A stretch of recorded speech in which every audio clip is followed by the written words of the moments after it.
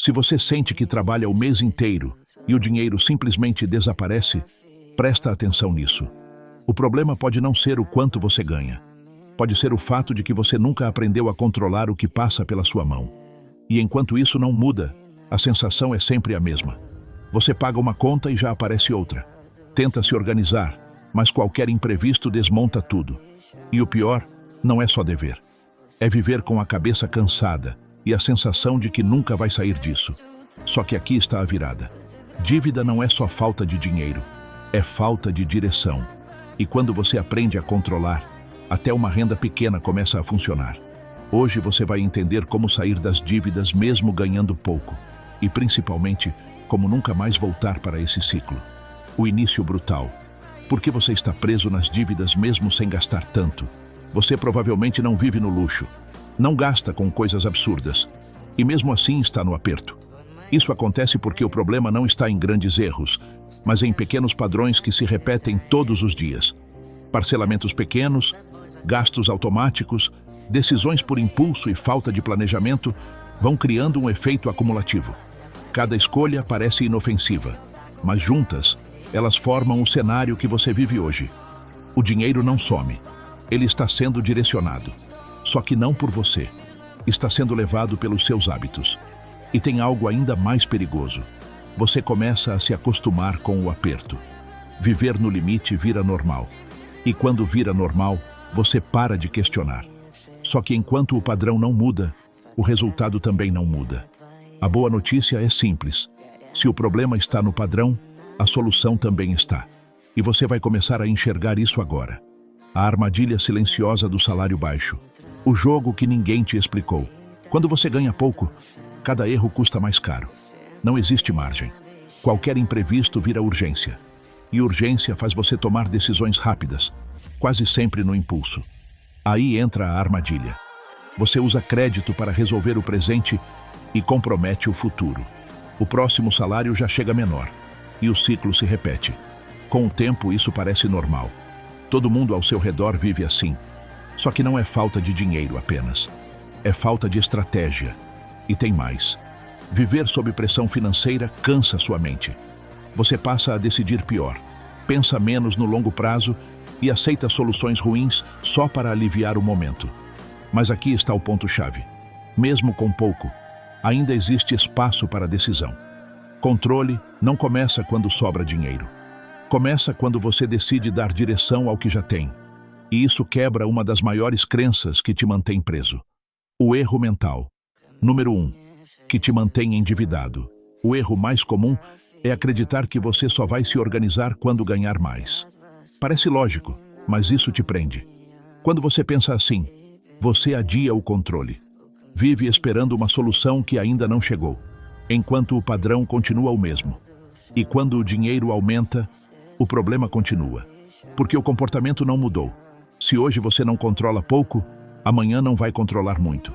Só vai errar com valores maiores. Esse pensamento também cria uma sensação de impotência. Você acha que não tem o que fazer agora, mas tem. Controle não depende de quanto você ganha. Depende de clareza e decisão. Quando você entende isso, tudo muda. Você para de esperar e começa a agir com o que tem. E é isso que abre espaço para a próxima virada. A verdade incômoda. Você não precisa ganhar mais para sair das dívidas. Pode incomodar, mas precisa ser dito. Sair das dívidas não começa quando você ganha mais. Começa quando você para de perder o controle do que já ganha. Enquanto você acredita que tudo depende de aumentar a renda, você fica parado, esperando. E quem espera sem mudar padrão continua no mesmo lugar. Ganhar mais ajuda, mas não resolve sozinho. Porque se o comportamento não muda, o dinheiro maior só aumenta o problema. Muita gente melhora de salário e continua apertada, porque continua gastando sem direção. O ponto é simples. Primeiro você aprende a controlar. Depois, quando ganhar mais, esse dinheiro trabalha a seu favor. Sem controle, qualquer valor é pouco. Com controle, até pouco começa a funcionar. E quando você entende isso, percebe que o problema pode estar nos pequenos vazamentos que você nem enxerga. Pensou por 2 segundos. O efeito dinheiro fantasma. Para onde seu dinheiro realmente está indo? Muitas vezes, o problema não está em uma grande compra. Está nos pequenos gastos que passam despercebidos.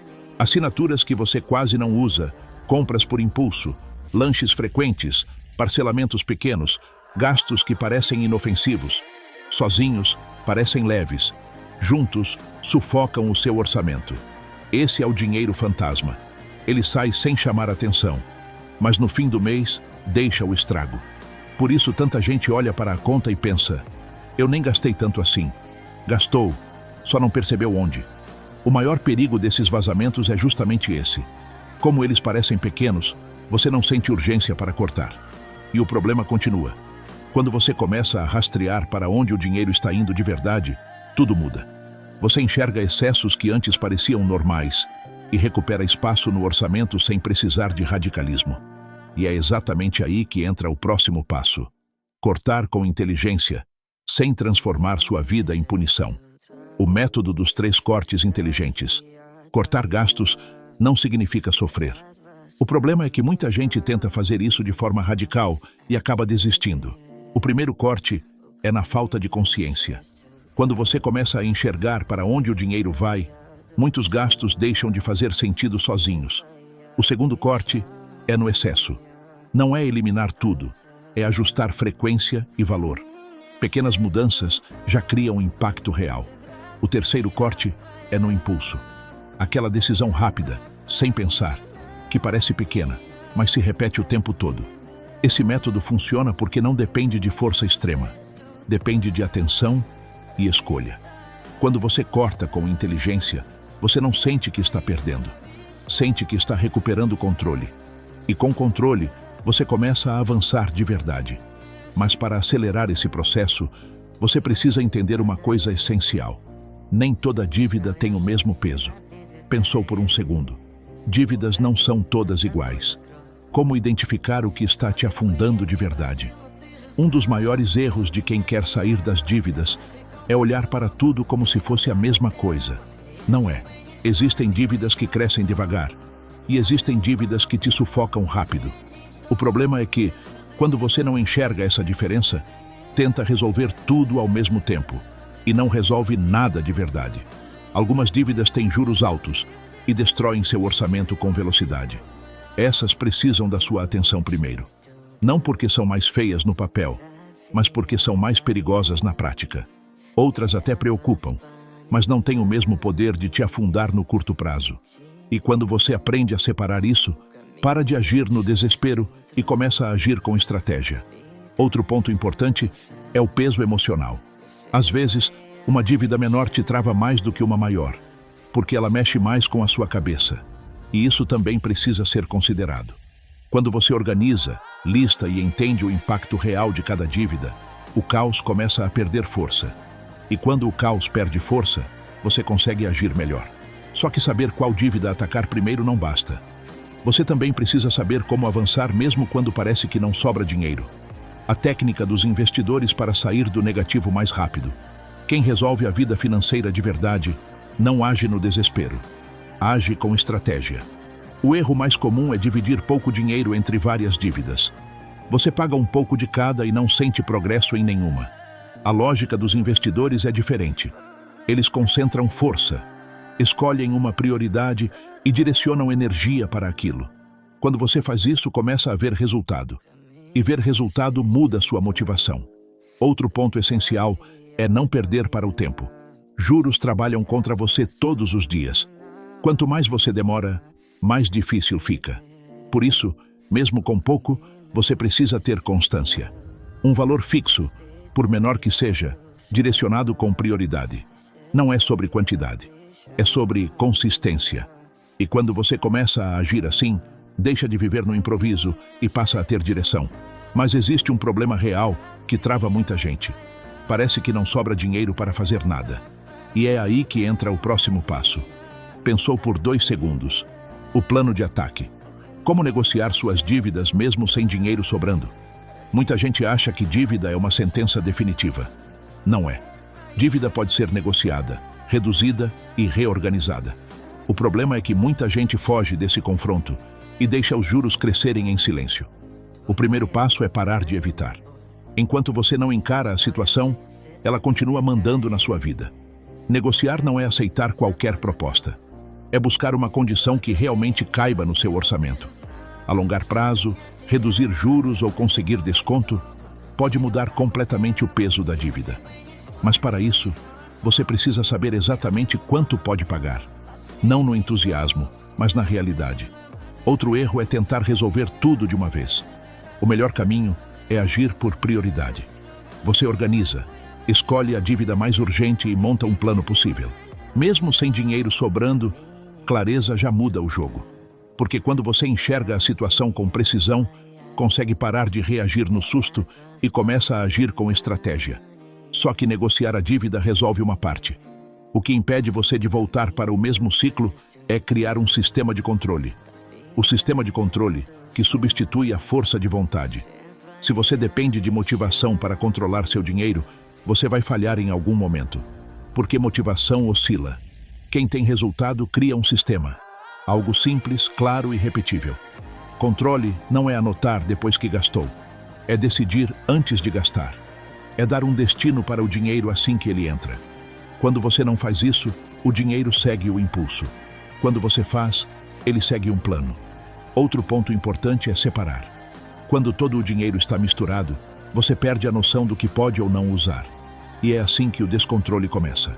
Um bom sistema não precisa ser complicado. Precisa funcionar no seu dia a dia. Quanto mais simples, mais sustentável. E quando você tem um sistema, algo muda. Você não precisa decidir toda hora. Você só segue o que já foi definido. Isso reduz erro, reduz ansiedade e aumenta sua segurança. E existe uma técnica simples que potencializa tudo isso. O poder do dinheiro. Com nome, a técnica simples que muda tudo. Quando seu dinheiro não tem destino, ele vira bagunça. Você olha o saldo e acha que pode gastar, mas na verdade já comprometeu aquele valor sem perceber. Dar nome ao dinheiro resolve isso. Assim que ele entra, cada parte recebe uma função clara. Moradia, contas, alimentação, dívidas, lazer. Tudo separado. Tudo definido antes. Isso muda sua forma de decidir. Você para de perguntar, posso gastar, e começa a perguntar, isso cabe dentro do dinheiro que tem esse nome. Essa diferença é enorme, porque cria limites sem sofrimento. Outra vantagem é a clareza. Você começa a enxergar para onde seu dinheiro está indo de verdade. E isso revela excessos que antes pareciam normais. Quando o dinheiro tem nome, ele ganha importância. E quando ganha importância, você passa a respeitar mais. Você não precisa de sistema complexo, precisa de direção. E quando isso entra na sua rotina, o controle deixa de ser esforço e vira hábito. Mas existe um risco depois que você começa a melhorar. Como evitar recaídas financeiras depois de sair das dívidas? Sair das dívidas é difícil. Permanecer fora delas exige ainda mais atenção. Muita gente consegue quitar, sente alívio e relaxa. É aí que o erro acontece. Os hábitos antigos não desaparecem. Eles ficam esperando uma oportunidade para voltar. E quando você baixa a guarda, eles voltam em pequenas decisões. Outro risco é o aumento do padrão de vida. A pessoa melhora um pouco e já começa a gastar mais, assumir novos compromissos e perder o controle de novo. Evitar recaídas exige continuidade. O mesmo controle que te tirou da dívida precisa continuar depois. Criar uma reserva, mesmo pequena, é essencial, porque imprevistos sempre vão existir. E sem reserva, você volta para o crédito. Também é importante continuar acompanhando seus gastos. Não precisa ser obsessivo, mas precisa ser constante. E o mais importante, não é sobre nunca errar, é sobre corrigir rápido. Quem mantém esse padrão constrói estabilidade. E estabilidade traz algo que o dinheiro sozinho não traz: tranquilidade. Mas existe um princípio que sustenta tudo isso. O segredo dos milionários que vivem com menos do que ganham.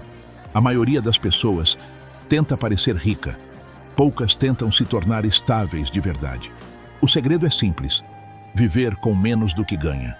Pode parecer básico, mas é isso que constrói liberdade. Porque quem gasta tudo que ganha nunca avança. O erro comum é aumentar o padrão de vida sempre que a renda cresce. O resultado é continuar no aperto, só que em outro nível. Quem constrói patrimônio faz o contrário. Controla o estilo de vida e usa o dinheiro para ganhar estabilidade. Isso não é viver mal, é ter direção. É escolher não transformar cada vontade em gasto. Também é parar de usar o dinheiro para provar algo para os outros. Comparação custa caro. Quando você entende isso, tudo muda. Você começa a guardar, a planejar e a construir algo real. E o mais importante, você deixa de depender do próximo salário para se sentir seguro. Mas tudo isso começa com uma decisão simples. O primeiro passo para começar hoje mesmo com pouco dinheiro. Nada muda se você não agir. E o erro mais comum é esperar o momento perfeito. Você não precisa de muito para começar. Precisa de clareza. Hoje, você vai fazer algo simples. Vai anotar tudo o que você deve, sem esconder nada. Depois, vai olhar quanto você ganha de verdade.